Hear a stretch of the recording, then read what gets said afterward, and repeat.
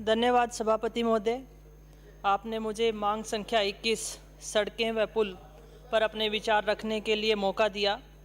सभापति महोदय, सबसे पहले मैं इस बजट में जो मेरे क्षेत्र की बहुत बड़ी मांग थी, झुंझुनू से राजगढ़ 151 करोड़ 47 लाख रुपए की लागत से बनने वाले रोड व राजगढ़ से भादरा 126 करोड़ 72 लाख रुपए जो स्वीकृति बजट में दी है, उसके लिए मैं माननीय मुख्यमंत्री महोदय का बहुत बहुत आभार व्यक्त करती हूँ। बहुत लंबे समय से ये क्षेत्र जो मेजर रोड हैं भादरा से सीधा झुंझुनू को जोड़ता है, हम इससे वंचित थे, काफ़ी गड्ढे थे और काफ़ी लंबे समय से प्रयास थे कि ये चीज़ें जल्द दुरुस्त हों, और इसके लिए मैं धन्यवाद देती हूँ। सभापति महोदय, हम बहुत ही महत्वपूर्ण विषय के ऊपर आज चर्चा कर रहे हैं और सदन में काफ़ी बार चर्चा पर्यावरण पर भी रही, और मैं आपका ध्यान अवगत कराना चाहूँगी कि जयपुर से जब राजगढ़ की तरफ रवाना होती हूँ तो मैं दोनों तरफ काफ़ी बार ध्यान देने की कोशिश की और मैंने महसूस किया, अगर फ़र्क देखती हूँ हरियाणा के नेशनल हाईवे और अपने नेशनल हाईवे के अंदर, कि दोनों के तरफ हरियाणा में पेड़ लगे हुए हैं। जैसे ही कोई भी हाईवे डेवलप हुआ तो उसके साथ साथ पेड़ लगा दिए गए। क्या राजस्थान में ये प्रावधान नहीं है? जो नेशनल हाईवे अथॉरिटी है उसकी हर स्टेट के साथ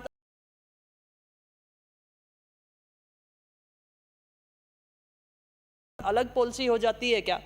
क्योंकि हम पर्यावरण की तरफ भी ध्यान दें और जो पेड़ों की कटाई होती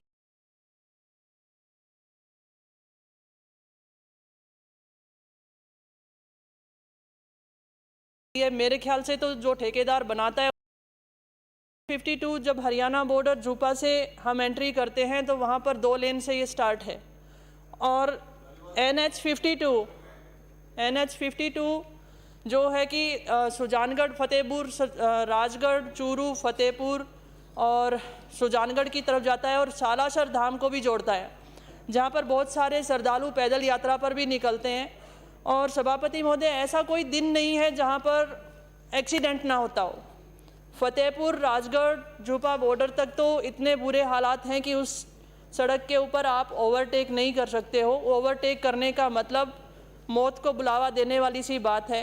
तो यहाँ पर मैं माननीय मंत्री जी का ध्यान अवगत कराना चाहूँगी कि नेशनल हाईवे है, लेकिन हमारी भी जिम्मेदारी बनती है कि केंद्र सरकार को हम अवगत कराएं कि इतनी ज़्यादा संख्या में वहाँ पर एक्सीडेंट हैं, जनहानि है, तो इसकी तरफ ध्यान देते हुए जल्द से जल्द 4 लेन इसे बनाया जाए।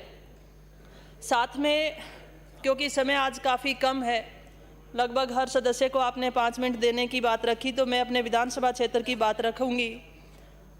शकुंतला जी कह रही हैं कि आपको 10 मिनट दे देंगे, सभापति महोदय की कृपा हो जाएगी तो वो हो सकता है। सभापति महोदय, मैं RUB के लिए माननीय मंत्री जी का ध्यान अवगत कराना चाहूँगी।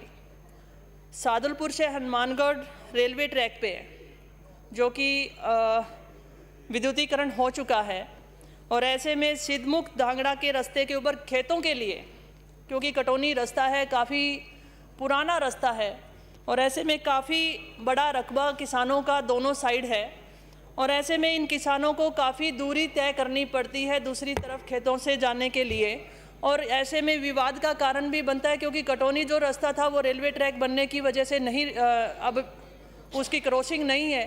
तो ऐसे में किसानों के साथ ज़्यादातर लड़ाई झगड़े जैसी व्यवस्था बनी रहती है, और दूरी का भी काफ़ी उन्हें दूरी भी काफ़ी तय करनी पड़ती है। एक तो मेरी मांग है कि सिद्धमुख नरवासी जो रेलवे स्टेशन है, इसके बीच में 145/0 से 145/1 के बीच में RUB की निर्माण करवाया जाए।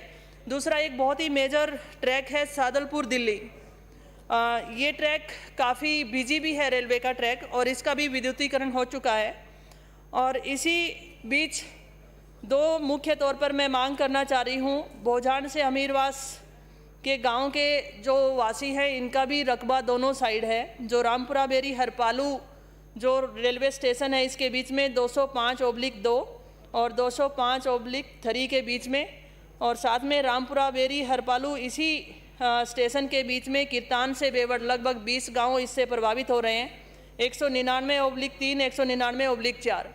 ये 3 ऐसे मेजर आरयूबी की ज़रूरत है, क्योंकि विद्युतीकरण के कारण हमारे काफ़ी किसान इसमें प्रभावित हैं। लगभग 40-45 किलोमीटर की दूरी उन्हें तय करनी पड़ती है।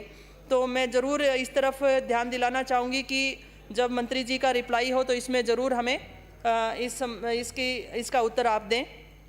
साथ में सादुलपुर शहर जो है, मैं बताना चाहूँगी आपको कि लगभग 3 वार्ड ऐसे हैं सभापति महोदय, जिसमें सादुलपुर स्टेशन से एक तो हनुमानगढ़ और हिसार के लिए रेलवे लाइन निकलती है और एक सादुलपुर से दिल्ली की तरफ निकलती है।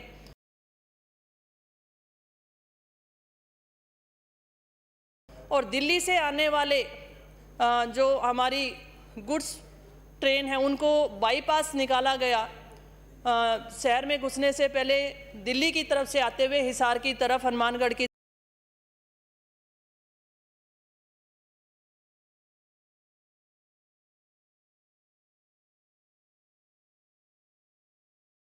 तरफ। ये 3-4 वार्ड ऐसे हैं जो तीनों तरफ से बिल्कुल रेलवे लाइन के बीच में आ चुके हैं और ये माइनॉरिटी का मोहल्ला है। और मैंने पहले भी पिछले बजट में भी ये बात रखी थी कि यहाँ पे जो आरयूबी की ज़रूरत है, ऐसे में पूरा मोहल्ला तीनों तरफ से रेलवे लाइन से गुजरने के बाद काफ़ी प्रभावित है, तो उनके आवागमन में काफ़ी कठिनाई है और ख़ास करके कब्रिस्तान तक जाने तक के लिए तो बहुत ज़्यादा उन्हें दिक्कतों का सामना करना पड़ता है। ठीक वैसे ही मैं ये बात इसलिए भी आपको बताना चाह रही थी कि शहर में लगभग ऐसी 5 क्रॉसिंग है जिससे पूरा शहर, छोटा सा शहर है और वो प्रभावित है। तो NH52 और NH709, इसके लिए मैं शहर को दुविधाओं से निजात पाने के लिए हमें रिंग रोड की आवश्यकता है, तो इसके ऊपर भी मैं मंत्री महोदय का ध्यान अवगत कराना चाहूँगी। सभापति महोदय, 709 नेशनल हाईवे जो NH52 को जोड़ता है और ये शहर के अंदर से गुजर रहा है और बहुत ही मेजर रेलवे लाइन होने के कारण, और मैंने बताया काफ़ी व्यस्त होने के कारण, ये रेलवे फाटक जो है लगभग बंद रहता है और नेशनल हाईवे से आने वाले हैवी व्हीकल भी वहीं से गुजरते हैं, तो काफ़ी लंबे जाम से भी हमें गुजरना पड़ता है और काफ़ी लंबे समय से मांग रही है आरओबी की। हर बार ये सोचा जाता है कि अब बनेगा, लेकिन कोई भी उसकी जिम्मेदारी पूर्वक जवाब हमें कभी नहीं मिलता है। तो इसके लिए भी मैं ज़रूर ध्यान अवगत कराना चाहूँगी कि सादुलपुर विधानसभा क्षेत्र के इस छोटे से शहर राजगढ़ को जल्द से जल्द आरओबी बनाया जाए, क्योंकि एक साइड इसमें रेलवे अपने हॉस्पिटल भी है, शहर दूसरी साइड है और काफ़ी गंभीर जो हमारे रोगी होते हैं उन्हें हॉस्पिटल पहुंचने में भी दिक्कत आती है। और मैं धन्यवाद देती हूं हमारे चिकित्सा मंत्री का कि हमारी सरकार आने के बाद हॉस्पिटल की जो व्यवस्था है काफ़ी अच्छी हुई। इससे हमारे जो शहरवासी हैं, हमारे जो विधानसभा क्षेत्र के वासी हैं, उनका चिकित्सा पे भरोसा हुआ और वो ये सुविधाएं ले रहे हैं, तो ऐसे में हमारी ज़रूरत भी है।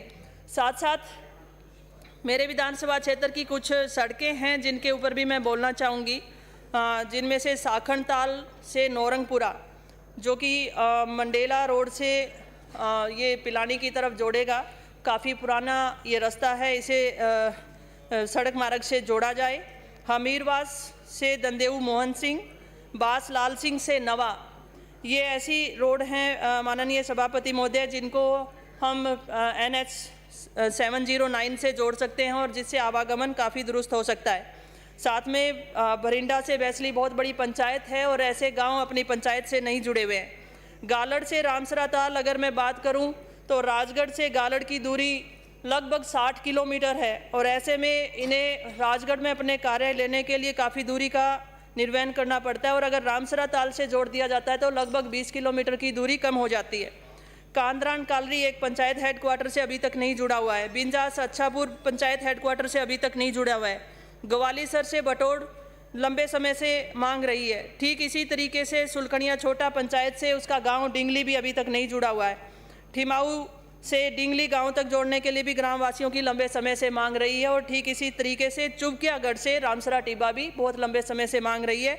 तो सभापति महोदय, मैं कहना चाहूँगी कि उस पर ज़रूर मंत्री जी ध्यान देंगे, क्योंकि काफ़ी लंबे समय से सादुलपुर विधानसभा क्षेत्र को वंचित रखा गया विकास के मामले में मैं माननीय मुख्यमंत्री महोदय का धन्यवाद देती हूँ कि उन्होंने जिस तरीके से आश्वासन दिया और जिस तरीके से हमारे विधानसभा क्षेत्र के लिए उन्होंने घोषणाएं की हैं, उसके लिए मैं उनका आभारी हूं और उम्मीद करती हूं कि इसी तरीके से उनका आशीर्वाद बना रहेगा।